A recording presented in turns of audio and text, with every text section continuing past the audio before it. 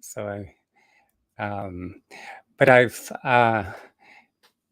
completing another chapter here, so I wanted to go through it to um, an issue that's important to me, and I think to many people in our at this time in our history with our planet and its limited resources and our growth of population are continuing as our population continues to expand.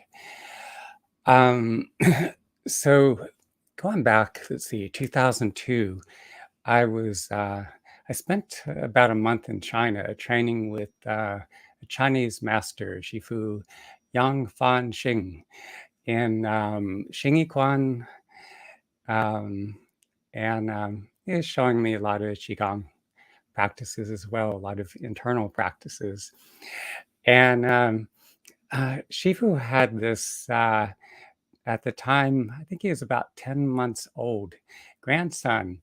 And Shifu would be holding his grandson on his lap. He was just enamored of him. And yet, I would be just mirroring his gestures and facial expressions and even the sounds he made. And as I do so, this little toddler or infant toddler, somewhere in between, would get so animated. And I don't think Shifu, young Shifu, fully got what was going on here. This is something I learned while training in neurolinguistic programming, but I think he's, on one hand, he's thinking like, what is it with this, my grandson and this guy who's shown up to train with me from the United States. And and maybe Shifu took that as a sign or something. Well, this guy's meant to be my student or something. But he was imparting to me a lot of secret teachings or practices that he normally doesn't share with other students. So the child was adorable, and I had a lot of fun engaging with them. And I was also spending a great deal of time in Sri Lanka, especially during the war there. There weren't that many tourists or foreigners, and I was staying out in villages and uh, places where they saw few, if any, foreigners. And so, in many instances, a lot of these people, this is the first time they were interacting with someone outside of their own culture. And the children were especially curious about me. And as much as I could, I would engage with them um, and just encourage them in any way. Surprisingly, a number of them did speak English because they teach English in the schools. And even to this day, I still have an ongoing relationship with these children who are growing into adolescence and even adults. Because of the rapid changes in our society, before we spent all this time together as one-on-one or in small groups of friends or larger groups, but things are transitioning more and more online, and so because of that, I've had to adapt, and so I've been going through a lot of intensive training. Um, a number of the students that I've been training with, their deal or program, or I'm not sure what to call it, is they're actually working to help women who are struggling to conceive and to maintain a successful pregnancy. And as much as I love and adore children, there's also a part of me that hesitates a bit. It's like when I consider where we are as a human species, where the planet is, the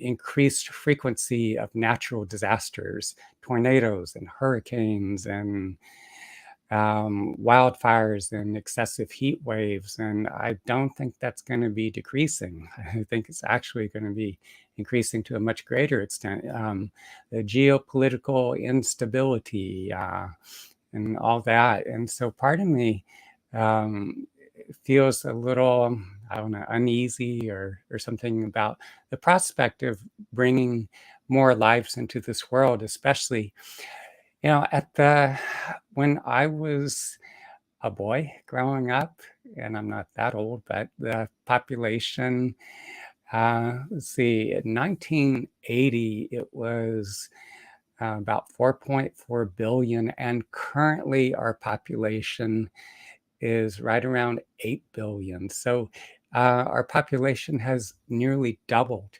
When I was a boy, there was like a lot more space around me. And as I look around, as many of you do, and spaces that were once empty, now there's like shopping centers and housing developments and industrial parks, and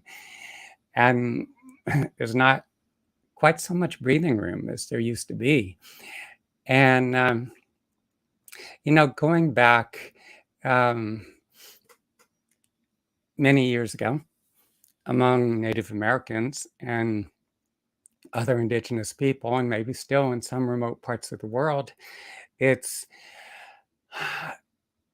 the indigenous peoples lived in harmony with the earth. They left virtually no carbon footprint. I mean, other than little campfires, but it was like negligible. And the Plains tribes, for instance, they relied on the buffalo for their source of food. And they utilized the flesh of the buffalo. That was their sustenance. And the hides of the buffalo, they made their clothing. And they fashioned the bones into tools, like the needles they used to sew their clothing. And also the hides were the coverings of their dwellings, the teepees they lived in. And so, again, living very, very close in harmony with nature. And my maternal grandmother, people of her generation growing up in 1920s and 30s, she came from a family of like 14 total. She, in addition to herself, there were 13 siblings, and somehow they all managed to survive into adulthood. Several of them fought in World War II, and they came back alive. and nearly all of them had children. One had, I believe, 11. I have 5 cousins on that side, and between them there are 8 children, but I think in total there are about 200 descendants from the original 14 children. And that's just one family. So if you consider like all the families throughout the world, and this, as we continue to multiply, we're putting quite a stress on the planet. And having trained with a traditional Native American doctor, a medicine man, I work with people, that in many instances that suffer neglect or various forms of abuse. And so whenever I see children, it's important to me. I want to know that they're loved, they're cared for, that they have their basic needs met, and that they have the opportunity to go to school, that they're set up to succeed in life. And I'm referring to my notes because I have so much to cover here. And I do think it's critically important that any of us considering parenthood, that we be prepared to do so, because the emotional wounding, a lot of times things that have hurt us or traumas that we've experienced or suffered at various parts of our lives, if we haven't heal those wounds and we internalize a lot of the sadness and grief and anger, children are incredibly empathic. And so, whatever we haven't processed, they can they have a tendency to internalize a lot of what we're carrying. And what we haven't resolved, those hurts and the anger and all that, it, if when we're carrying that, we're more likely to act that out. And our children, unfortunately, are often on the receiving end of what we haven't healed within ourselves. And I have to move along quickly because I have this train to catch.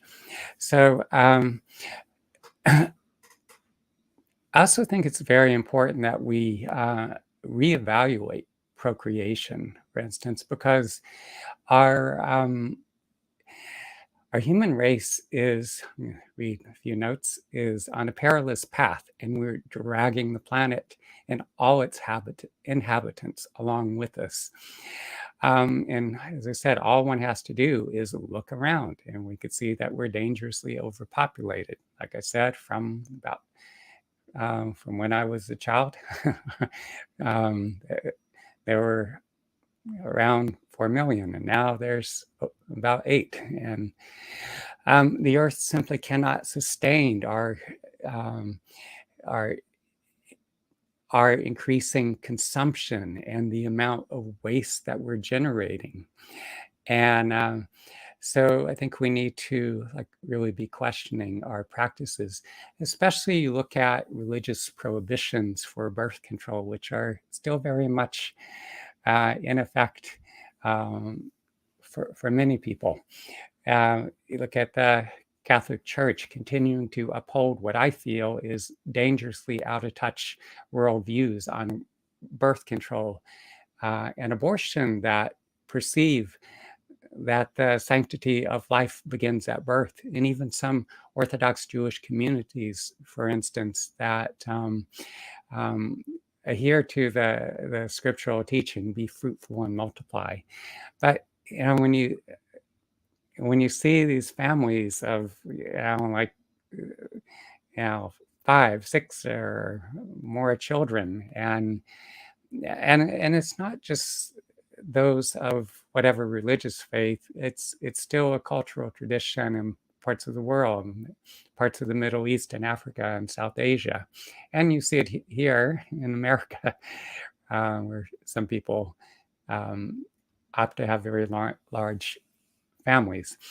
And again, part of my concern too is that in the work that I do with individuals, many of the people that I've worked with over the years that have come from larger families quite a few more of them indicate to me that that they felt that their parents were not as present with them, didn't have as much time to address their needs, that resources were stretched very thin, whereas that when we have fewer children, it's easier for a parent. You're less overwhelmed financially.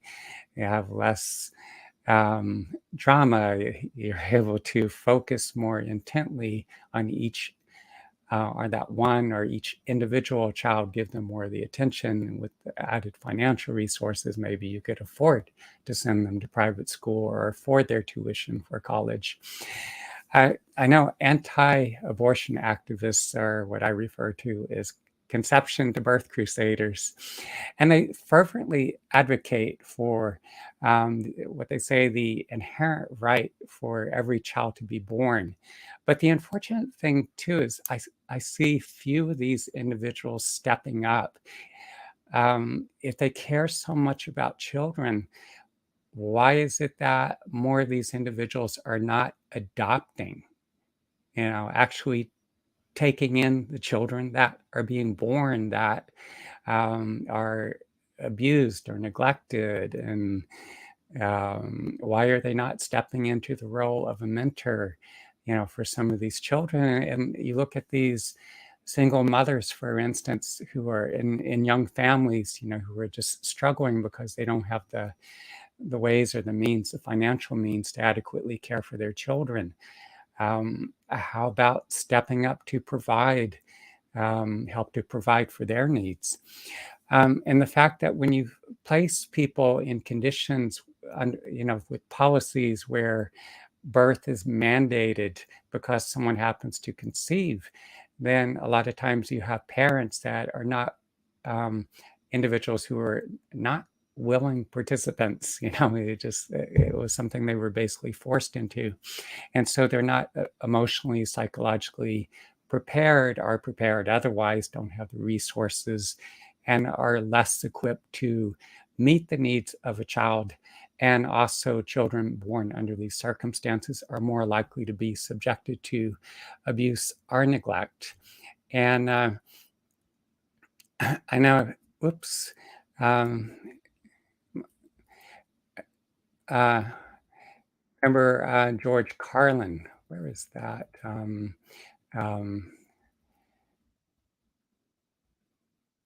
God, screen jumped on me, which is frustrating. Um, Going back here. Um, why did I have to do that? Um, okay, there it is. So one of my favorite comedians and an inspiration to me, George Carlin, he lived a pretty rough life, but he was extraordinarily insightful. And so he was saying that, um, I'm going to quote him here. He says, "These conservatives are really something, aren't they? They're all in favor of the unborn, and they will do anything for the unborn. But once you're born, you're on your own. Pro-life conservatives are obsessed with the fetus from conception to 9 months. After that, they don't want to know about you. They don't want to hear from you. No neonatal care, no daycare, no Head Start, no school lunch, no food stamps, no welfare, no nothing. If you're preborn, you're fine. If you're preschool, you're fucked." And sadly, that's often true. It's that, I mean, you have a lot of these individuals who were such advocates for the unborn, and yet they're against initiatives, like the school lunch programs, which in many instances, these school lunch programs, this, the school lunch is the most nutritious meal, which is sad to say, the most nutritious meal that a child will consume in their entire day. So, um, and again, a lot of these children growing up in these conditions, they're placed at a disadvantage, and they're maybe less likely to have the opportunity to gain a quality education, and to go on to college and to break out of that cycle of poverty. In India, one of the things that I found really disturbing, there's these old traditional cultural norms, and there was this preference for male offsprings, and it's not every family, because many families, parents deeply love their daughters, and are just as loving and supportive and encouraging. And yet I've had friends, and I've had numerous conversations where they would just tell me that their parents did not encourage them. It's like, oh yeah, sure, you'll be a housewife, you'll make a good wife for somebody and a mother, and yet didn't encourage them to go to school. And practices such as female infanticide are still occur.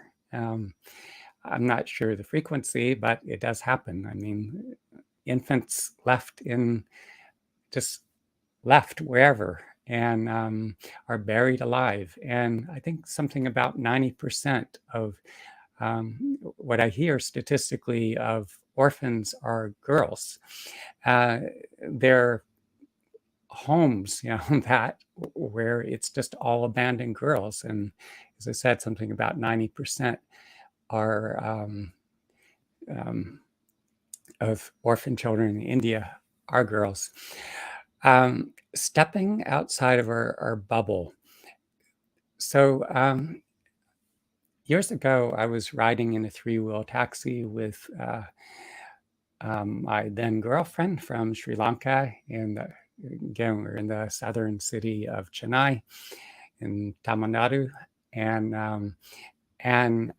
there were two children that approached, and they were begging, and I felt, as I always do when I see children in these circumstances, which I feel is of no fault of their own, um, I felt terrible for them, and yet I felt upset and angry at my then girlfriend's response, which was harsh and dismissive, and just feeling her attitude or her mindset. Coming from a upper caste Hindu background, um, and and yet a lot of the people from the upper castes just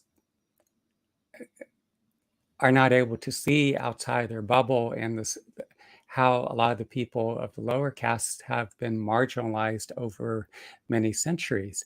And all of us live in a bubble of sorts. You know, you take Americans, for instance, I think maybe 40% have never been outside of the United States. And even if they have, maybe they just took a trip to the UK or France or something. And so they really haven't seen much of the world. And our news is very, I don't know the word, Americentric or something. It just revolves around like our backyard that we live in here in America. And so we don't, to a large extent, we don't really consider what other people's are experiencing in different parts of the world. And if you take the Republican Party too, and who deny or dismiss the impact of global warming, climate change, and even though we're having all these like natural disasters, you know, floods and hurricanes and tornadoes and excessive heat waves and wildfires, you know, like Canada had the record number of wildfires this year. And if you're in New York City, the sky with all that smoke and debris and pollution drifting down here, the sky was oranged. It looked like we were on Mars or something. It was pretty freaky.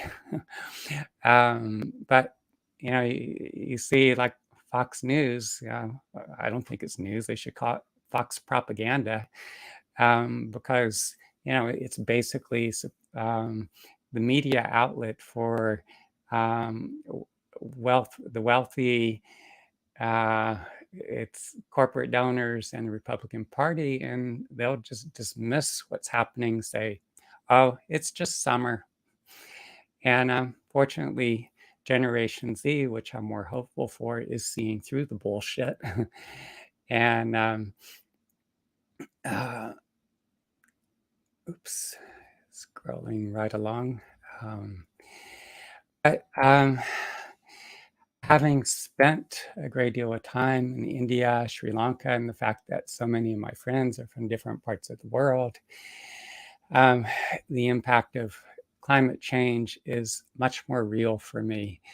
Much of Bangladesh, for instance, is just above sea level, and they're saying that it could lose a staggering 11% of its land mass by 2050. And you see, you know, countries like Algeria, Tunisia, you know, also experiencing wildfires. What was that?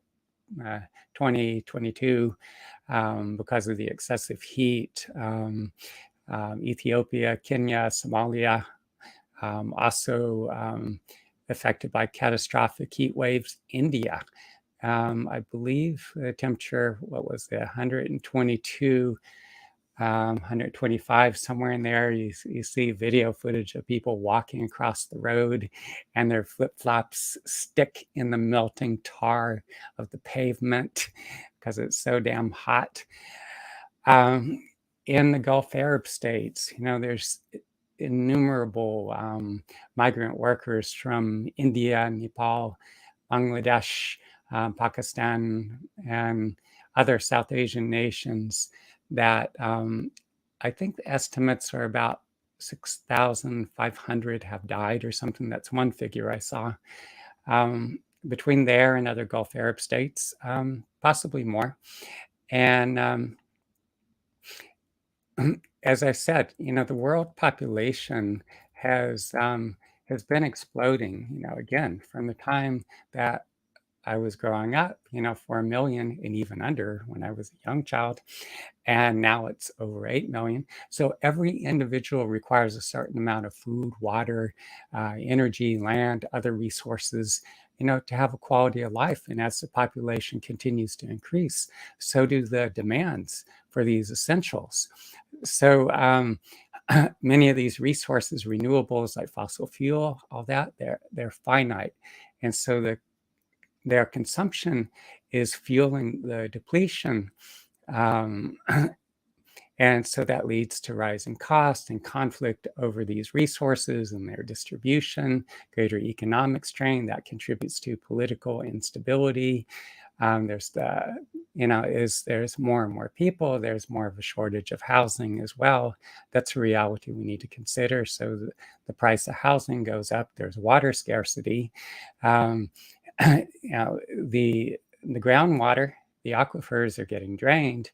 You see New Mexico and Arizona, parts of the country that were never really equipped to sustain a large population, and yet all these people are moving down there.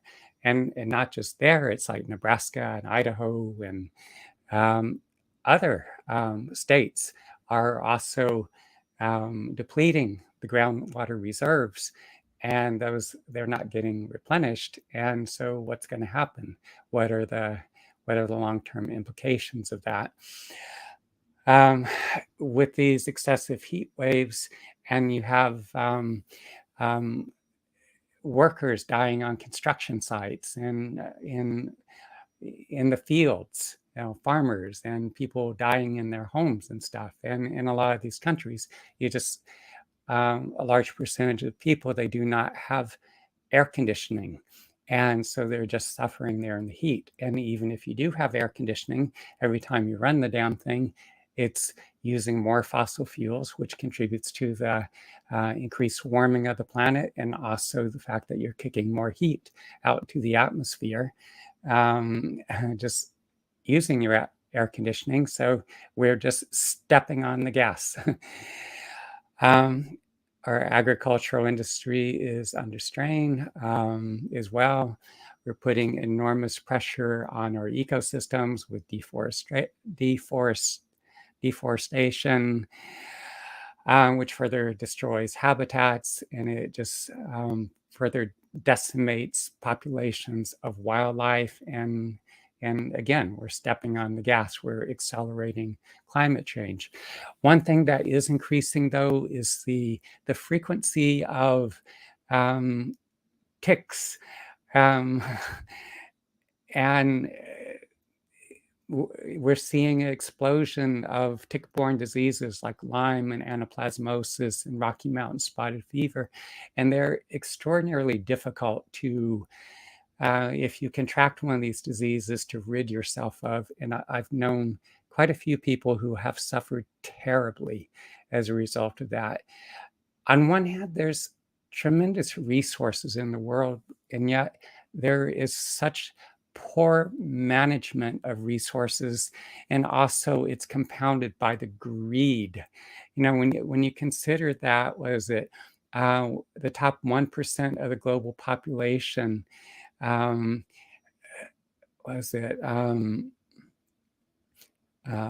has approximately half of the world's net wealth, that the top 10% possess 85% of the world's wealth, and that leaves about 15% to go around to everybody else. So where you have infinitesimally am I saying that right? Forget it.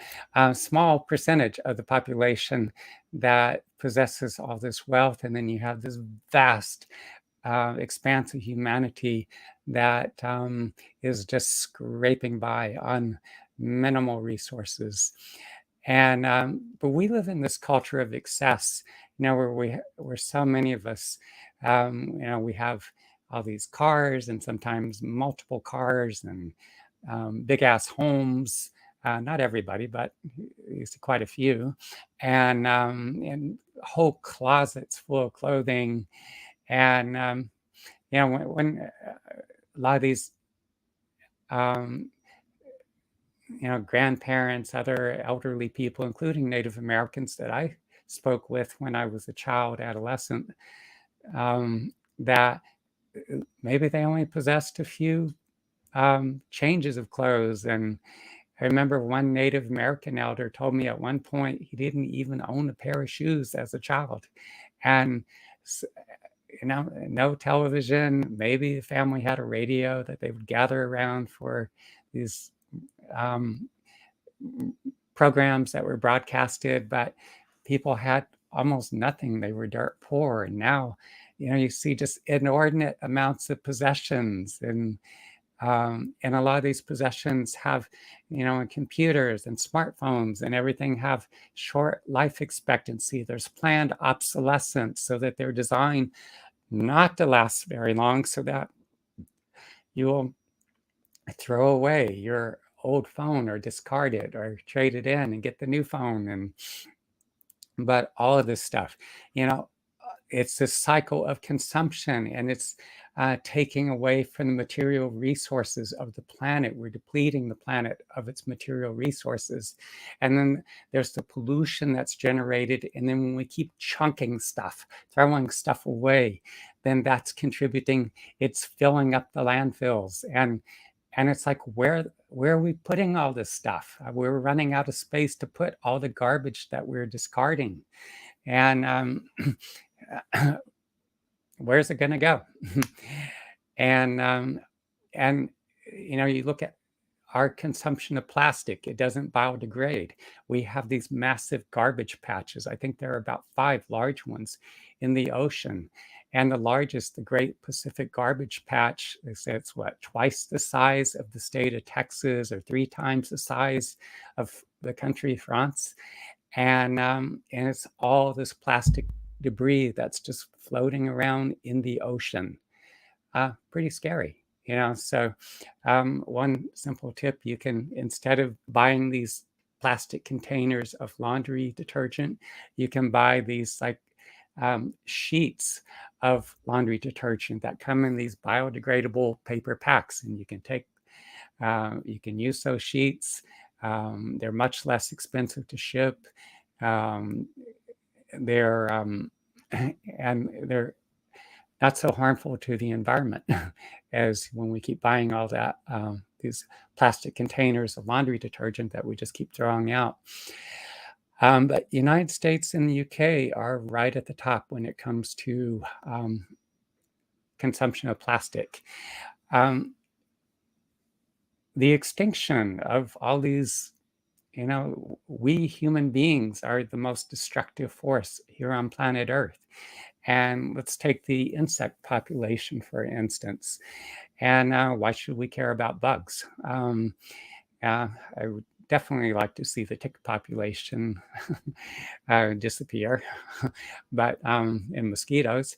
But we need to consider that many global crops are intrinsically linked to insects, especially bees for pollination. The absence of these crucial pollinators would significantly hamper food production, leading to potential food scarcities and widespread economic fallout. This wouldn't only be a human-centric crisis. Myriad animals depend on plants that necessitate insect pollination. The multifaceted roles played by insects in ecosystems are indispensable. From decomposing dead organic materials to aerating soil, the decline would halt these fundamental processes, having cascading impacts on plant growth, soil vitality, and overall economic systems. the repercussions would be felt far and wide. A loss of insects would initiate a destructive chain reaction. Many animals bereft of their primary food sources would face extinction. This in turn would further um, upset ecological balances, given that many plants are dependent on these animals for processes like food dispersal. As the plants die out, more species would find themselves under threat, setting off a sequence of cascading extinctions. Pretty scary when you think about. So, um, so one of the things that I feel is important is that we be reconsidering our need to procreate, because in times past, for instance, it was common, as I said, my great grandparents, um, they had 14 children, but we're living in a time and age where resources are becoming considerably more scarce.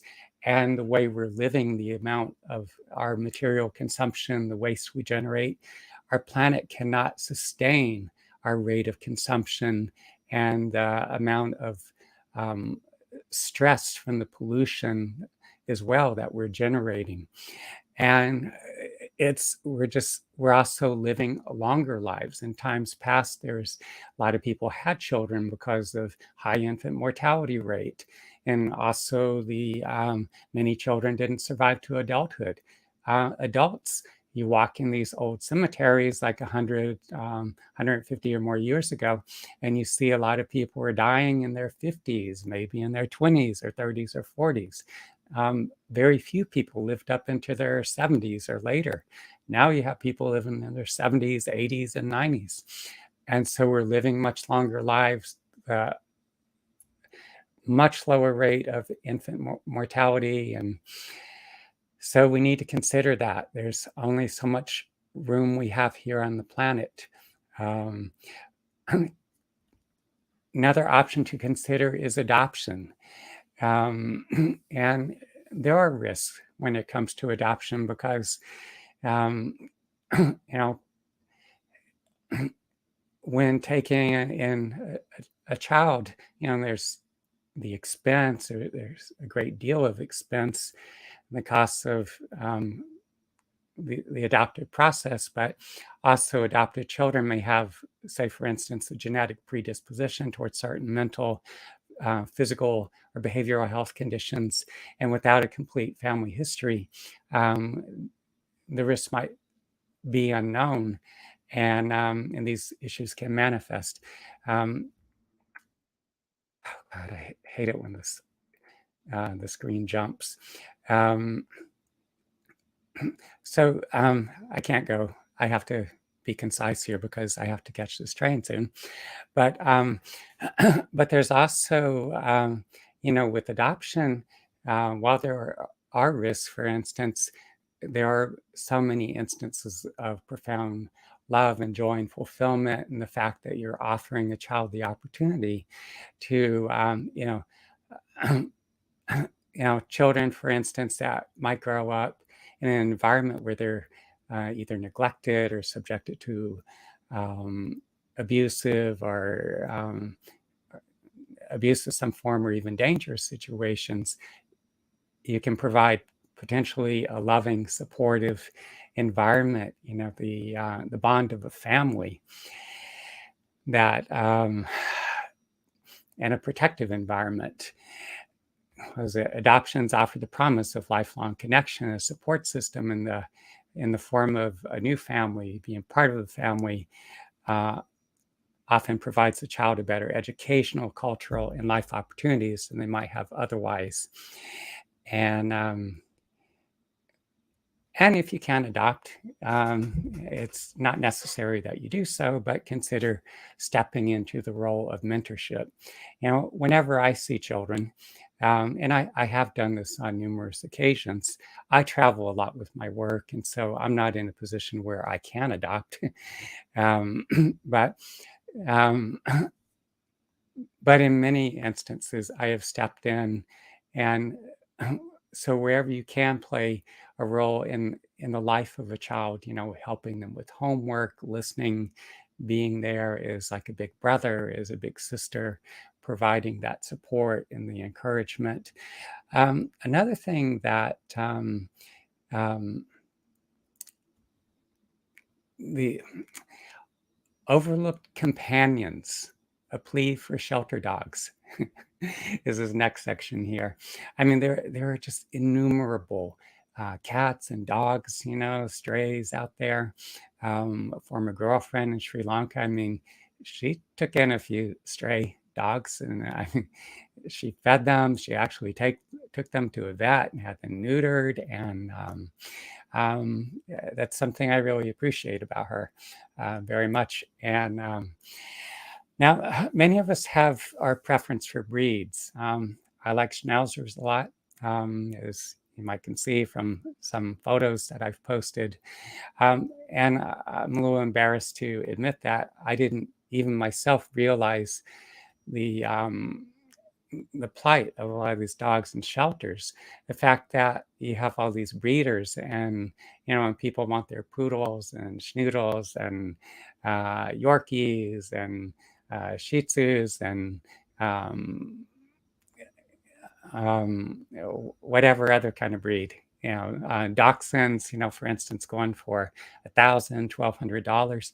But when you have these breeders and they're continually, having the dogs they breed pop out one litter after another, it's contributing overwhelmingly to this vast overpopulation of dogs. And the sad thing is that with so many dogs, there's a tremendous number of dogs, millions across the United States alone, that are in shelters.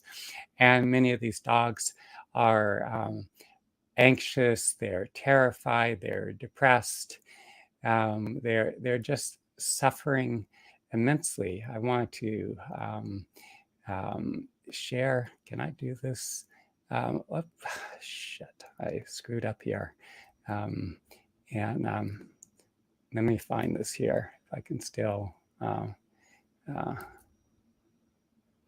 And is it?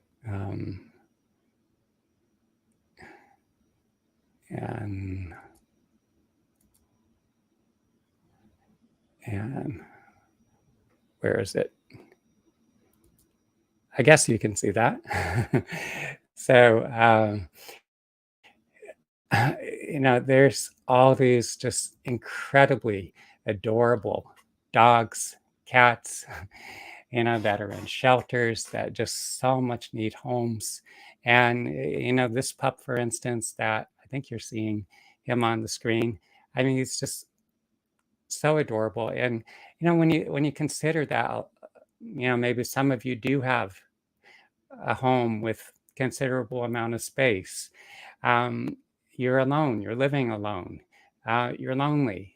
you're you're wanting companionship, and dogs are incredibly intuitive, and they love you like like no person could. And it just having a dog can just um, really brighten your day. Just having that care, that companionship, and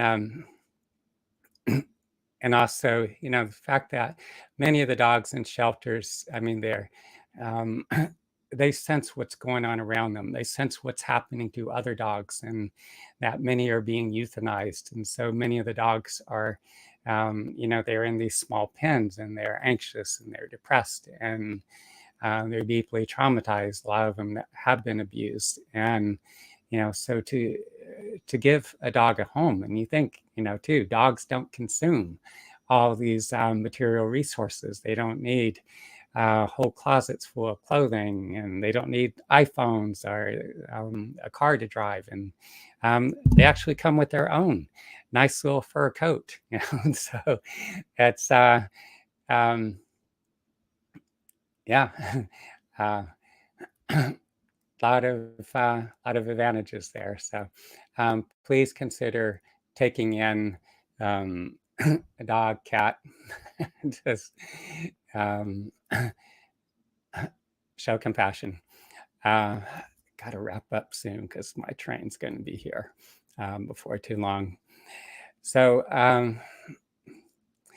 yeah, the choice to bring a child into the world, it's a deeply personal decision. And it's not for me to make for you or anyone else. I know being in India, for instance, I've had lots of conversations with friends that felt tremendous pressure from their families to have children, whether they wanted to or not. And and then other friends that maybe their partner wanted a child and they were yet very ambiguous about that. My hope is that you'll just be mindful in your choices. If you do choose to have a child, that that like a lot of the Sinhalese and Tamil um, families in Sri Lanka are offering to have smaller families, and that also consider either adopting or mentoring a child, or even taking in a shelter pet. Um, so lots to think about. As I said, I have a main batch, so I have to get my ass moving real quick, and I'll leave you with that for today. Bye now.